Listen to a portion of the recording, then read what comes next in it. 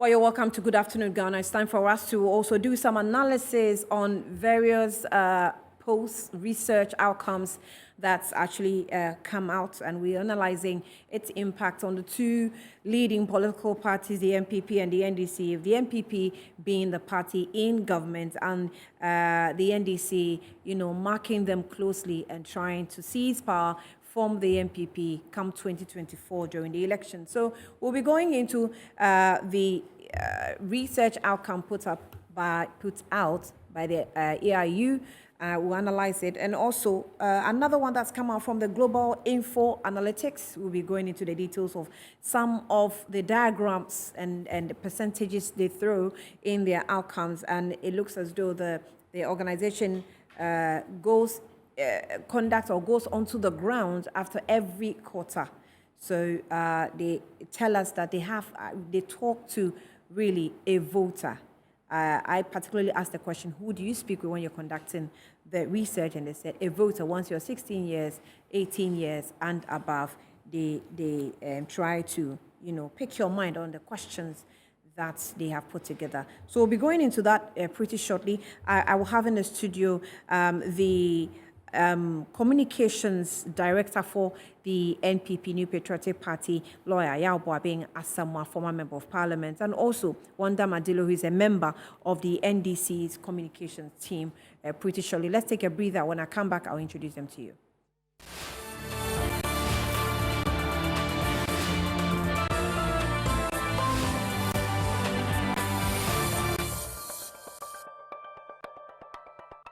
Welcome back to Good Afternoon, Ghana. Now, I have Wanda Madilo with me already in the studio. Wanda, you're welcome. Good afternoon to you. It's been ages. Very much a long time. Right.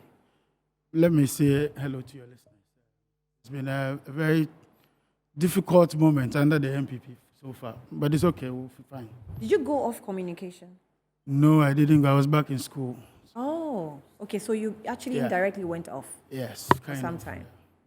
Okay, it explains it. Lawyer Yao Boabeng Asamoah is also with me, former member of parliament for Adentan constituency, and also the communications director for the MPP. You're welcome. Good afternoon to you. How are you? How was Kumasi? Reasonably well. Reasonably well. Yeah. Reasonably well. I like that answer. You're welcome. You're welcome as well, Wanda. Yeah. So, I haven't really heard from the MPP much, but I've heard from you in particular. I think you're answering to some questions as far as the EIU report is concerned, and you made certain comments that you said it will be appropriate for the MPP to hand over to an MPP government come 2024. Is it a breaking the eighth thing that we really want to achieve? Let me get that right. I said it would be appropriate. Well, I don't know if you use that word. Did you use a different word? I don't recall, but clearly, we believe we must continue beyond 2024. And therefore, yes, it would be very useful if we're able to hand over to an MPP government in 2024. And that is what we mean when we say we are breaking the eight, because we are looking at the historicity of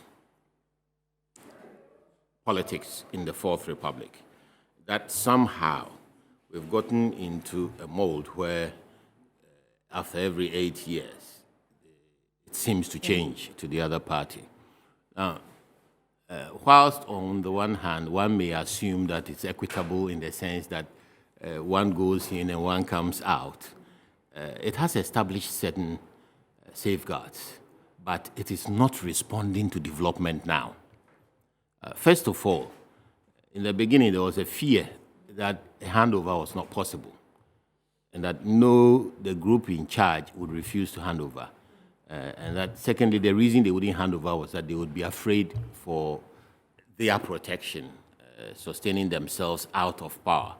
And happily, this nation has seen handovers, and nothing has happened beyond the normal to the people outside.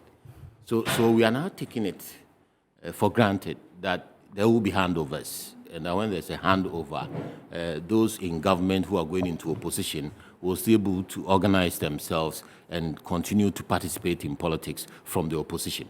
So those basic situations we've crossed over. We are comfortable now. The question then now becomes the quality of governance. What will offer us development? And we think that after 8 elections, this is the point where Ghana has seen the NDC operating across 2 different regimes, and Ghana has seen the MPP operating across 2 different regimes. And that now Ghana can make its mind about the developmental aspect of our elections. And that we believe that we have offered a way forward that's more constructive than the NDC. And in that sense, we expect Ghanaians to continue as... How is that? Explain that. A way forward that's more constructive. Yes. We believe that whenever we've been in charge, we've done far better than the NDC. I mean, given the nature of this program, we are not going to be able to go into effectively the basics. But if you have broad brush strokes, taking over from Rawlings' era, which was the first part of the NDC, where we were, was really difficult. We were forced to go into HIPIC. But by the time we finished our 8 years, we had recovered from HIPIC and we had grown the economy quite effectively. And then the NDC came back in. And again, broad brush strokes. By the time we were coming back in 2016, we were in difficulties again. And we have been able to recover from those difficulties, by and large. And this is where we are today. We don't see the issues of COVID and the Russian situation, all that, as excuses, as some would have us believe. But beyond those difficulties, we clearly see that Parliament has been a problem. They are not excuses, but they form part of the reasons. Of the reasons why we are where we are. I mean, we began by my dear friend Wanda saying that, oh, it's hard and... Is it not? Yes, it is. Yes, that's what I'm saying, that we don't push them forward as excuses because we need to understand the core reasons why we are where we are. But it is also a fact that the configuration in Parliament is likely to hinder the government's capacity and ability to push through certain kinds of measures, legislation that will aid our forward march, simply because the NDC is well placed to hinder those measures because of the nature of the Parliament. And not to talk about the speakership not being on the MPP's side, literally, in terms of the person and his history and all that. Speakership is supposed to be neutral anyway.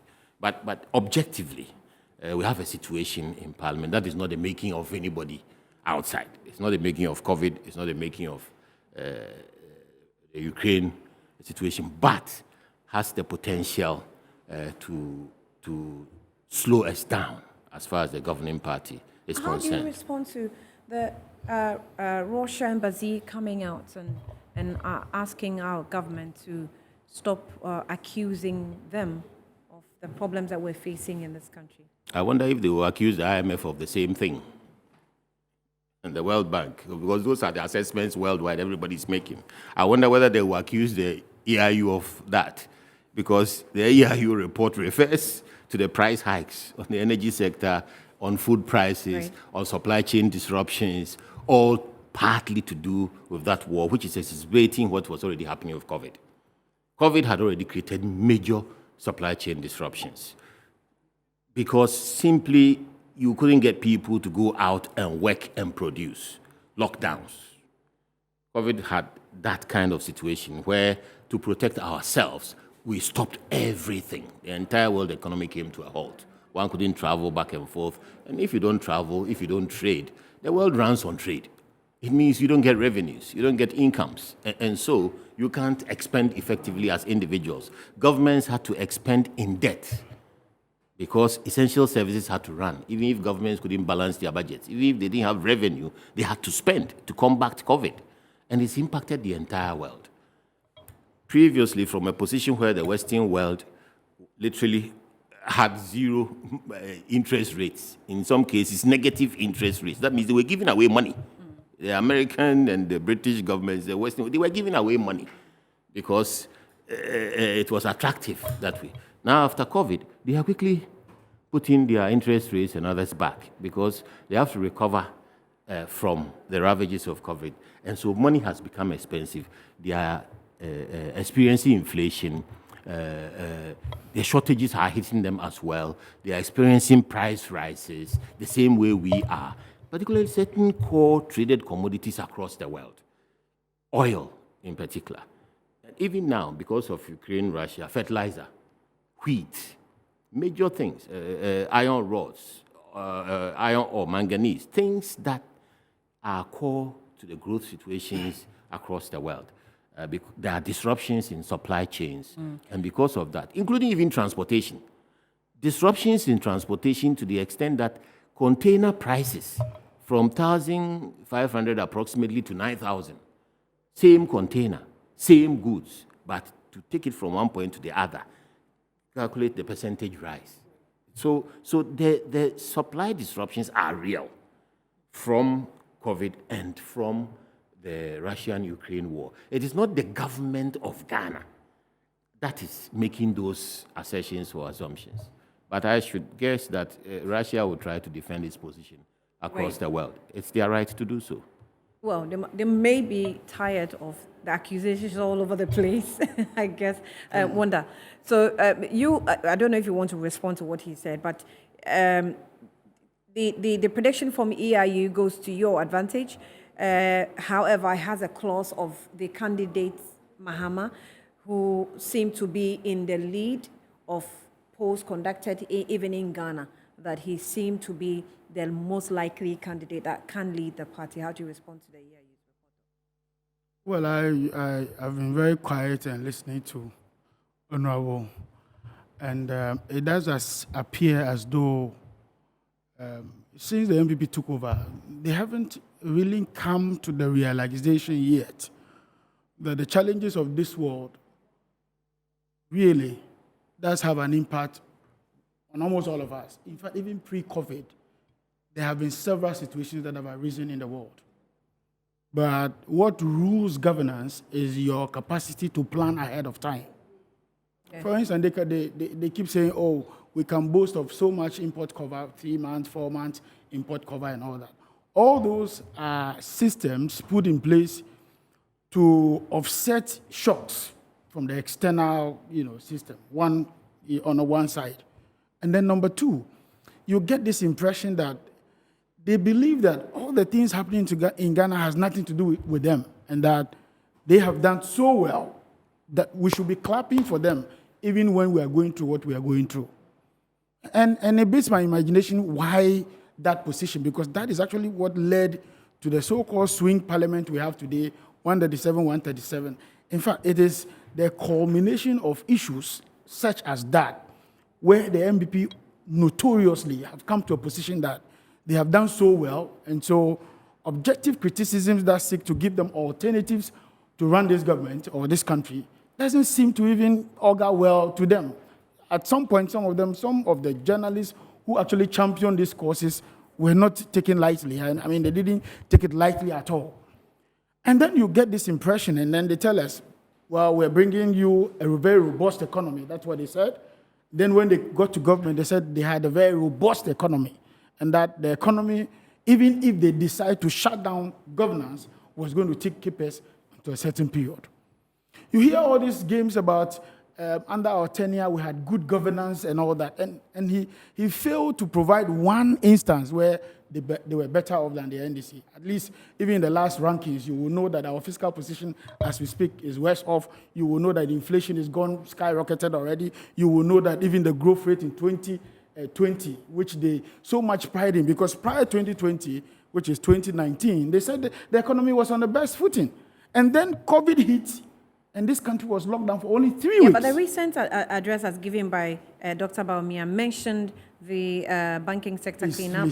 Can we stop IPPs. mentioning Dr. Baumia? He's lost the credibility to talk about the economy of Ghana. But he's still the vice president. I don't mind. He's lost the credibility. He's still the vice president. I'm not disputing He's still that. the vice president. I'm saying he lost the capacity. We in the media cannot ignore what he says. Well, I will ignore what he said, because I didn't think Baumia said anything other than what the finance minister said, what the president himself said. I thought it was just a rehash of his political agenda. I mean, nothing beyond that.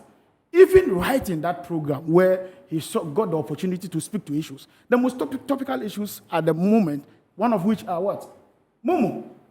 E-levy. He managed to swerve it. And those were the things that people actually wanted him to speak to, because all the other There issues... was a line about Momo. You say a line. Yes. You have forgotten that this whole government, in this particular dispensation now, is relying all their, expectation is on Momo, or so-called E-levy, if you want to say it. And you say that a report that he wrote for 100 and something pages, a line, is what addresses E-levy. I don't think I want to go there.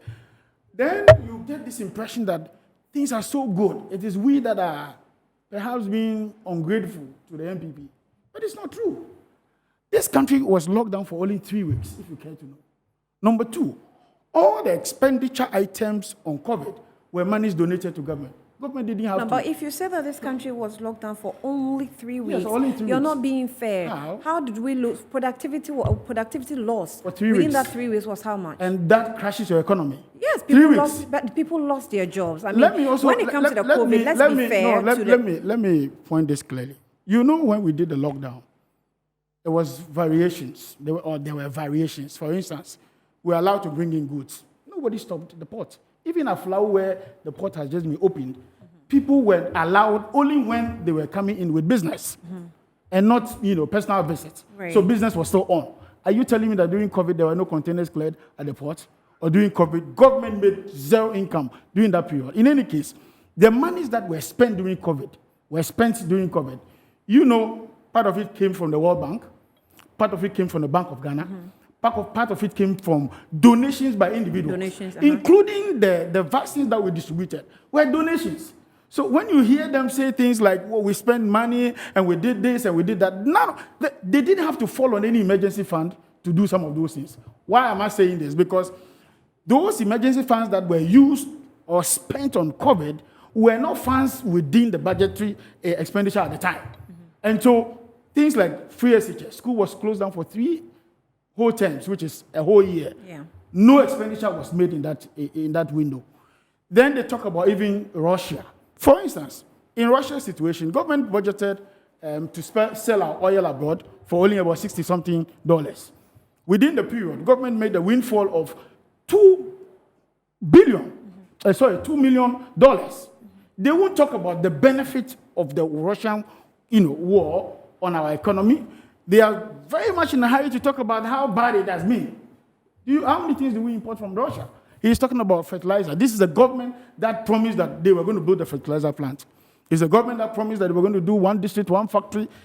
And sometimes when I hear him talk about or try to defend the position of the NDC, it pains me, it hurts me so much to hear him talk about some of those things, because he paid dearly for it. He was the spokesperson at the time when we went to the last elections. He lost his seat. And I live in his constituency, and these are some of the very... Oh, you live in his constituency? Yes, I live in his constituency. He knows very well. So he performed. So he performed well. Did he perform well in his constituency? I don't know. By the judgment of the people, he did not perform, and a lot has to do with the fact that... So it has nothing to do with... Even a lot has to do with the fact that he was on several platforms talking about what the MPP has done. We have done this, one district, one factory. Show me one in Adenta. They don't find it. You say you are bringing them... Yeah, but if you say that... Show me. They don't find it. If you say that he didn't perform in the constituency... No, I didn't say he didn't perform. I said the people decided. I'm asking you, did he perform? It's not for me to tell. You are a constituent. He paid dearly for that. I don't vote there. I live there. I vote in Ketu South. Oh. So I didn't have to make a decision on him. But I'm saying that even in those circumstances, when he was the crusader of the MPP campaign, as it were, vis-a-vis what they have done, the so-called good governance, the so-called better management of the economy, the people in Adenta saw that through the lines and actually punished him for it. That's why I'm saying I feel disappointed sometimes. I feel hurt when he's the one to champion some of these things, because they are proven to be lies. They have proven to be lies. One district, one factory, zero. 1 million per constituency. He should tell me today. He's been in power for all that. One district, one factory, zero? Ask him. Oh. Ask him what is in Adenta. What factory has been built in Adenta? But Ghana is not Adenta. Did you hear one district, one factory? Does Adenta have a district? Is it a district? Yes. Yes, but the fact that a district... One district, one factory. It is spread across the country. But when you say zero... Zero, I don't see. If he has one, he can tell us. They also talked about one constituency, $1 million. He's here, and he was the MP. Do you He know- should tell do you- us if do he you- benefited from any of those. There are several promises, and sometimes it gets worrying to hear that the people themselves who are even struggling from the lies and the deceit agenda of the NPP, those who actually suffered from it are the ones trying to champion the cause. Okay. Again, and I'm worried for that. So how do you directly respond to the EIU's reports that You know, if you read their statement, he actually issued a statement. They claim that what the EIU tried to put out or sought to put out are the knowns, what you call hearsay or public knowledge, and it's all over the place, and there are no new additions. That's one breath.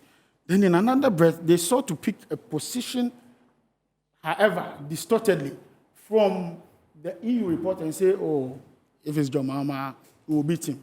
You know that this has been the MPP agenda all this while. This is what they tell us all the time. Oh, John Mahama will be the list of candidates to beat. Oh, as for John Mahama, if we bring him, we'll beat him. So if the EIU comes out to reiterate such a position, should I be worried about it? No. It fits directly into the MPP propaganda. the EIU The other part. the EIU actually didn't reiterate that position. The EIU said Yes. the NDC will win. Yes. But you have more, what's the word?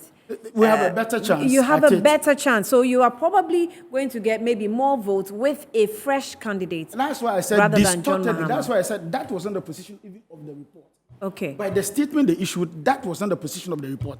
It's another distortion altogether because the report really said that we have a chance to win.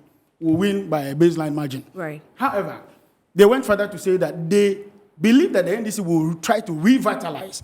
And if they did, we have a better chance at winning. Then mention Mahama in one line. The report never said that if we repeat Mahama, we're going to lose the elections. Okay. Number two, how do I change a brand such as John Mahama, who almost caused their defeat, or actually caused their defeat? I mean, we went to court seeking that we caused their defeat. Yeah. And the Supreme Court, I want to respect the decision of the Supreme Court, said we didn't win. How does such a brand, all of a sudden, the NPP now has found some messiah, even with Akufo-Addo and Bawumia combined, you could not push him aside. How did that brand become so bad that the NPP now tells us that they are in a better position to win the elections because of governance issues? He's here, he can tell us the governance issue, and we'll go into the indicators. Which of the governance issues they did better than the NDC? Is it the economy? Is it growth? Is it infrastructure? Right in that EIU report, 3 things were mentioned. One, they talked about lack of infrastructure. The people were expecting infrastructure. Nothing happened. They talked about corruption. Nothing happened. And the third thing was... they talked about the general governance system. governance systems. Yeah. So the same report indict you. Then you seek to get some portion of it, distort it, and then we're on this agenda to defend the MPP again. So I don't think I'm going to go into that. Okay, business. if But I was surprised. I was producers- actually surprised. that's- There's been a news, some news in the system so far. You haven't discussed it, but maybe with time we'll see if it will come up. Okay, we don't have time to discuss extra news, but because we have a lot of analysis to do. The Global Info Analytics also came out with a research recently. We discussed just a bit of it this afternoon on the news. We'll just, throw the graphs on the screen for you to appreciate where we're coming from. Going to Global Info, that give me the opportunity. I will give you the opportunity. I'm just prompting my producer to get the bar charts ready, and then we'll get into that, so you can have a chance. See, Anne, like I said, we are in the era where the quality of politics matters, and it is very emotional. Individual and people feel the heat, and they feel that they need to be responded to. So it's easy to throw it about without any basis and get very personal. No. Bawumia read I wasn't personal. 129 pages, which I have here. Yes. And if you say that, he's as credible, I won't discuss him. You are skirting the issues.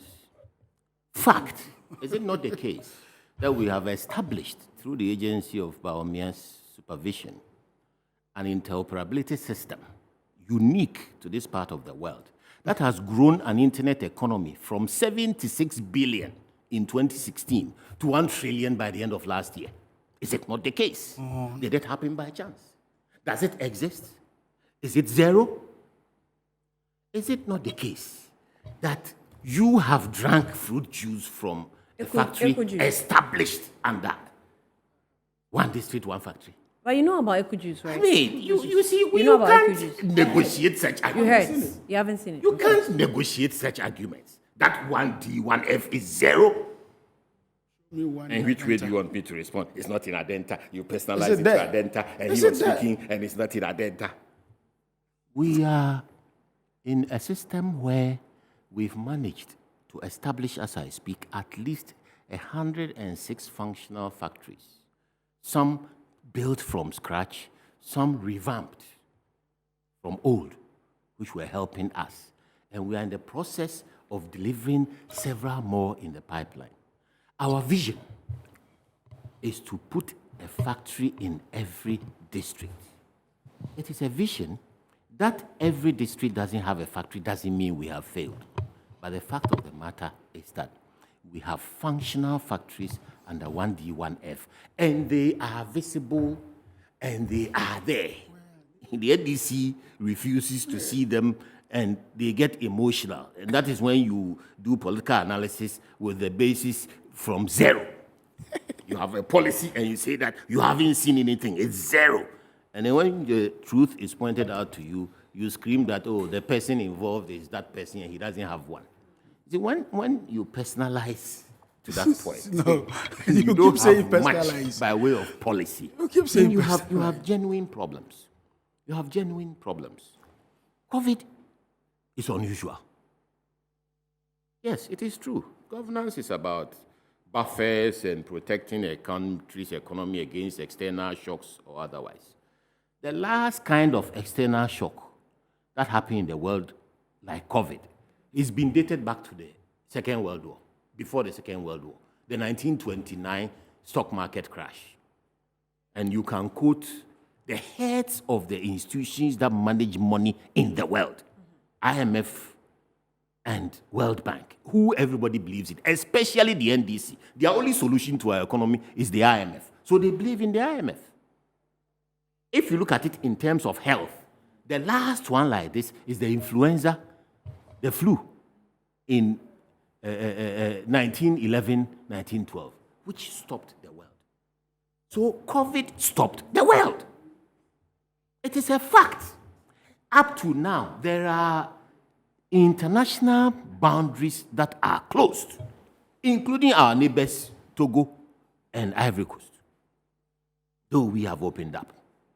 So anybody in Ghana who seeks to take your governance mandate through your thumb and who dismisses the impact of COVID on this economy as another mere external shock doesn't understand the impact of COVID on the international economy, doesn't understand the COVID economy that has come up, including the investments in vaccines. Zillions of investments in vaccines across the world. That governments had to move millions, billions of research funds to find an antidote because we were stuck and we couldn't move. No, but in the case of Ghana, how did we get So our I'm coming vaccines? there.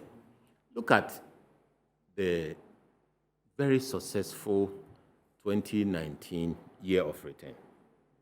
You know the number of visitors we had in Ghana, in excess of 600,000, and the amount of money they spent here. Immediately in the aftermath of that, people... $3.3 billion. Thank you. Thank you. Now, what would the hospitality industry do? Invest in expectation of more, wouldn't they? Now, all the hoteliers who borrowed to expand their facilities and to build new facilities, next thing you knew, you couldn't service your debts because it was shut down. For 2 years, nobody could come in. So if you're a hotelier, your rooms are idle. What happens to your chambermaids? What happens to your front desk staff? You sack them because you can't pay them. And if those people are at home over that period of 2 years when nobody is traveling to sleep in hotels, they will be hard up. It is a fact. What happens to event organizers? Because we can't go to church, we can't have weddings, we can't have funerals.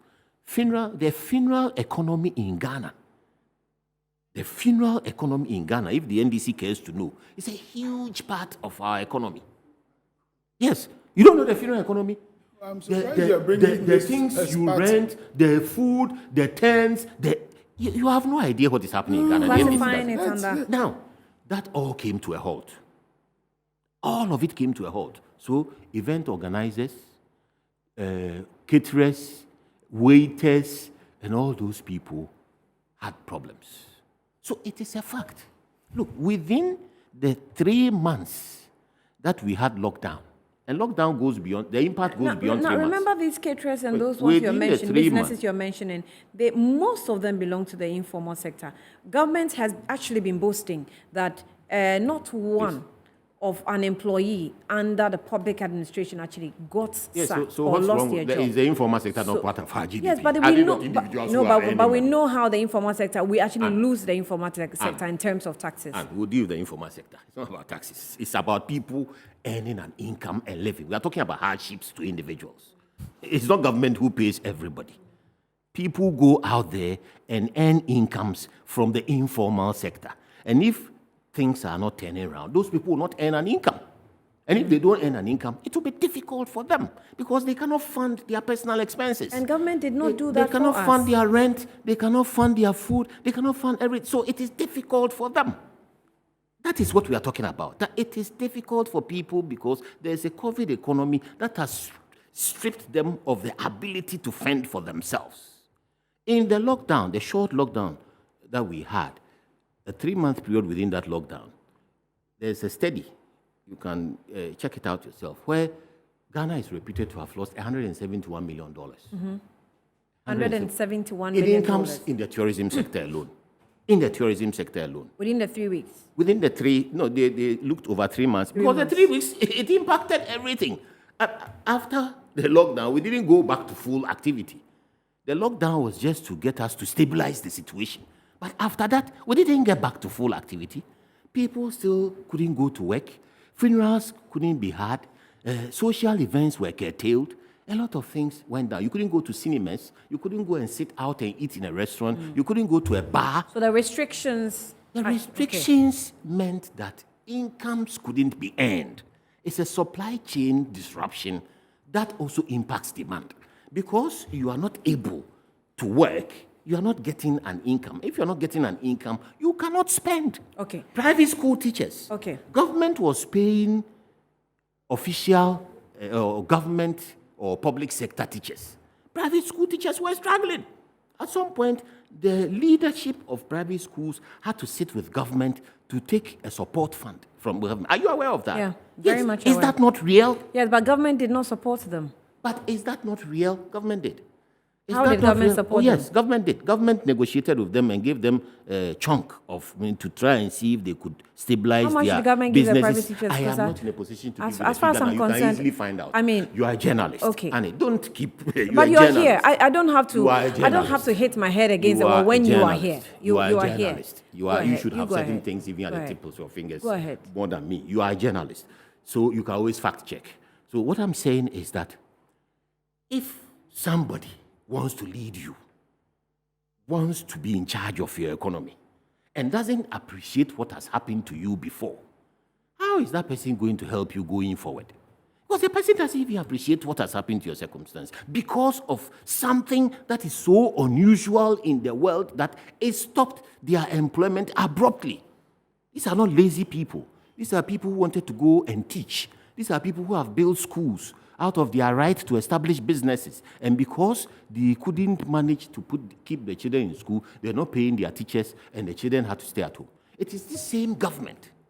It is this same government that made sure that PPEs were available and children were sent to school and their exam fees absorbed. The NDC said that if we send the children to school, COVID would kill them, so parents should rebel.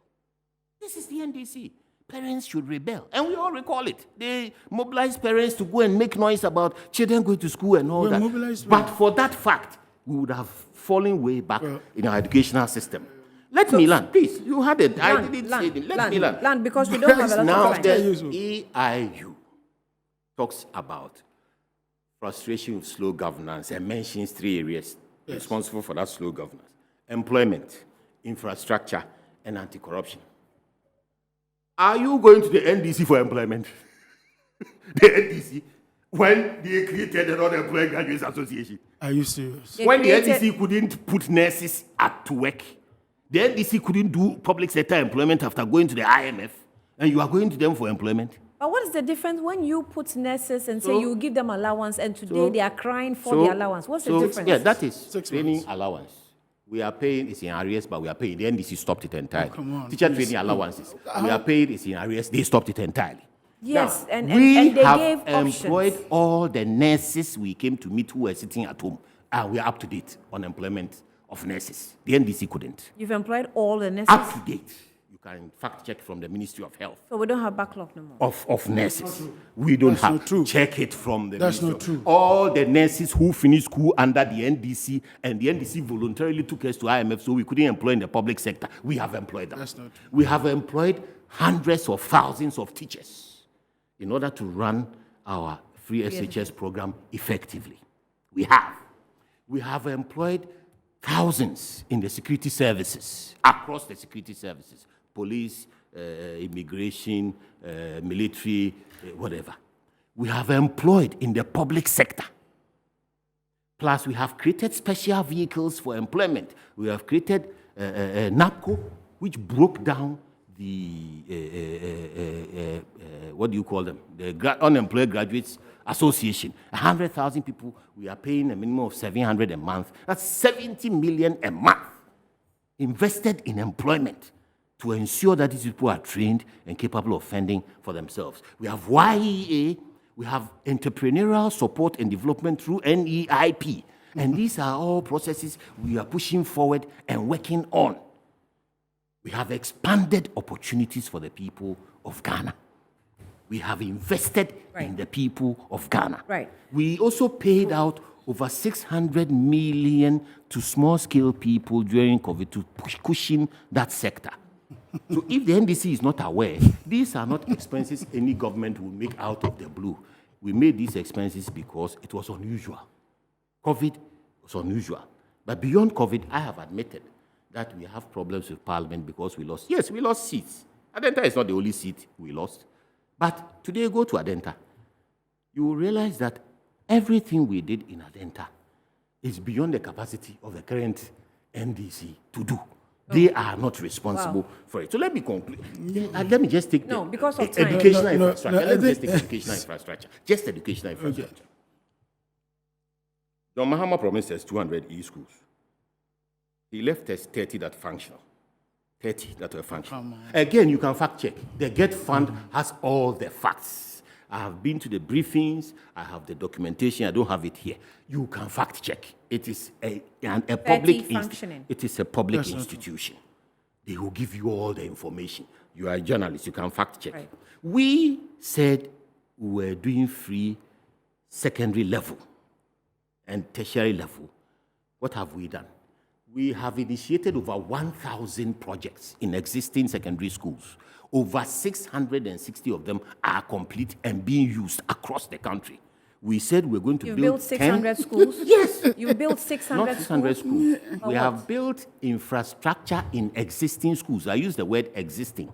Okay, so... If you go to a school, they may need a dining hall. Right. You put in a dining hall. It's an existing school. We've expanded it. You go to another school, they need an assembly hall. We've put in an assembly hall. We've expanded the facility. There are places where we revamped and repainted, and we've done everything that has created a new aura and enhanced their capacity to admit more people. Because we're doing free HHS, so we needed space for an extra 400,000 people. So what that you're saying the is that NDC you've allowed undertaken to about run. 600 projects within schools, existing schools. And you can Okay. fact check. All right. We also are planning, Yeah. we have 10 I'm sorry, let me give him the almost chance. done. Let me give Oh, him you the didn't let me chance. talk Yeah. about No, TVET. you've I'm been sorry. talking since. TVET just started. So We've yes, invested for time's sake, almost 400 million euros Right. in TVET. Right, when thank when they you. were sleeping, Wonder. I'm talking sorry, emotionally I about see, Bawumia. I see It's the almost struggle. as though I cannot... 129 I see the struggle. The struggle. It's almost as if I 129 can't touch on pages. the I'll labor read it. I'm analytics, but reading go note ahead. of your struggles in trying to defend the MPP Read along it. those lines. You see, when he says that somebody goes personal, there's nothing about going personal. I didn't go personal. What I did was to say that, well, you are telling me that your father has money, and yes, you are in rags. How do I bury or marry the two? The messenger is as good as the message. Is that not it? Now, I am saying that in 2020 elections, Honorable sitting down here was the virtual spokesperson of the MPP government machinery. And I dare him. He talks about Eco Juice. Where is Eco located? I don't know. I haven't seen it before. I asked him to mention it in his own constituency. Of all the things he's mentioned, even the so-called phantom 600 schools or 600 school projects that were built. How many projects did you embark on in existing schools? When it comes to education, when it comes to educational infrastructure, I don't think the MPP has any record. They have no record whatsoever when it comes to educational infrastructure. For instance, I can go back to the days of science resource centers. Those were model brought to this country by His Excellency, may his soul rest in peace, Jerry Rollins, 92 of them across the country. Oh, I thought it was your mama who had done everything. They were in you are not going back to Jerry for Rollins. 8 years. That's Nothing how happened. desperate you are. Now let's come back to even their government as it is now. He says 600 projects. Where? Yesterday, I took a friend's son to St. Augustine's. And I remember a few weeks ago, the president was in St. Augustine's to do some speech giving, whatever. So I was expecting that I'm going on campus to see something extraordinary. In fact, to be honest with you, and this is not to put St. Augustine's down, it was an embarrassment to see the level of deterioration of our schools. And these are schools that are supposed to be prime schools. As we speak, the third years in secondary free SHS are not in school. It's only the second, and then those arriving now that are in school. Why? Because they do not have the infrastructure to contain them. He talks about infrastructure, and he tells me about dining hall. Somebody built, granted we even want to go by his records, somebody built 30 brand new schools. As he said, we knew we did 47 at the time we were living. He says 30, granted. 60 brand new secondary schools. I'm not talking about dormitory. I'm not talking about pantry. I'm not talking about building a library. Brand new schools. Day schools. And you claim you have how many classrooms and offices? Day schools. How many students from the free SHS? Classrooms and offices. Free Some SHS of them in the bush unusable. That has embarrassed you so much and couldn't save you from 2020 elections. If there was any impact at all from the free SHS, they would have been saved from the 2020 elections. Look at the embarrassing result they turned out, including himself. And I'm not being personal, because he epitomizes what is going on in the MPP today. He talks about COVID expenditure and blah, blah, blah, blah, blah, and all that. Listen, and I put this on record. If he has any further record, he can ask me. The MPP under COVID, I'm saying that this country was locked down for only 3 months. Our neighboring Cote d'Ivoire here grew at 1.8% per annum. I mean, that's their GDP growth. Ghana grew at 0.4%. And this is Cote d'Ivoire without oil. This is Ghana with oil. And you are talking about, you sit in the studio and you want us to gloss over that and be so excited that you did something better. You grew this economy forever in the history of this country since independence. But Cote d'Ivoire didn't do banking. The lowest growing. Cote d'Ivoire didn't do now, banking. What is banking crisis? To benefit the select few? Almost all the banks that were collapsed, the major ones are in court. Indum is in court. Unibank is in court. Many others are in court. But you know, but the 4.6 million depositors, are they in we court? spent 25 billion. I'm going to give you an no example. matter No, I'm going to give you an protected. Are they I in will court? give you figures. It costs in this country only 400 million to have a primary deposit to own a banking license. Now, 9 banks were collapsed. Multiply that by 400 million. Then I'd say about 600 million more. So give each bank $1 billion cedis to set up a new bank. You would have spent only 9 billion in setting up fresh new banks. In fact, you don't need to set up new banks. You can give them the 1 billion and then they are back in business. Is that not it? Mm-hmm. Now, this is a government that is telling us that in 3 years, they have spent 25 billion in collapsing the bank, not to set up new ones. And then you sit in the studio, you want us to celebrate you on such an issue. Now, let's go back. Last year, or just this year, the Auditor General says that this government, under this government, $12 billion were lost in all kinds of transactions. And he sits in the studio to talk to us about corruption. He sits in this studio and talks about, they've done so much and all that. They promised that they were coming in with a production over taxation agenda. Today, he should tell me one thing. I keep asking him. He lives in Adenta, and I'm asking him, just produce for me one of those cardinal, programs you claim the MPP did. Even in Adenta, so-called free SHS is running in a John Mahama facility. It was the E-blocks we built in Adenta. That is the block he's using to run his so-called free SHS. What is PSHS when it doesn't give us the values? Did you check the results of those who just wrote their exams so bad? And that's how bad our educational standards have gone. People are going to school for only 60 days and they're out of the house. Running. All right. So It's he been shouldn't brilliant. sit down in this studio and Let's give me try a moment to take a breather. We'll be back to make it shortly look to as wrap up. I'll be back shortly.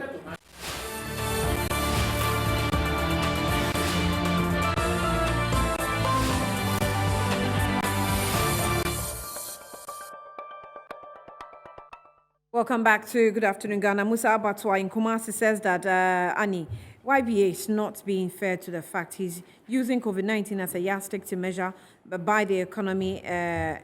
He's using of COVID-19 to measure by the economy, but the economy is in a mess, and failed to agree that COVID-19 was a reason why I say not MP certificate of renunciation delayed, hence prosecuting him. We in the NDC don't need EIU to tell us the NDC is winning 2024 elections without GM.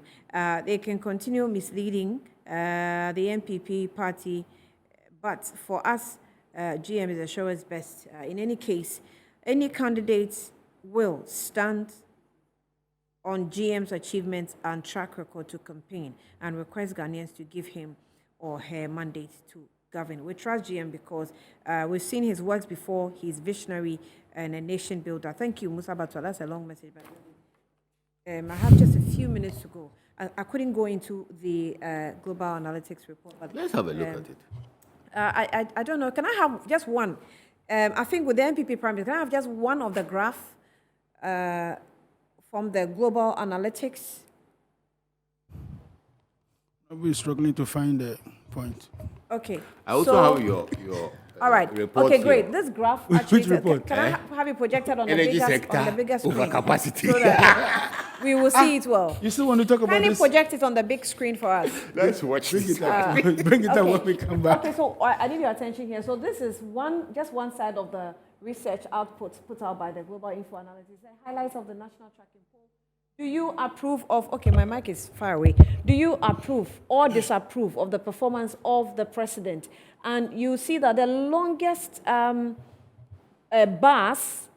on the bar chart is disapprove.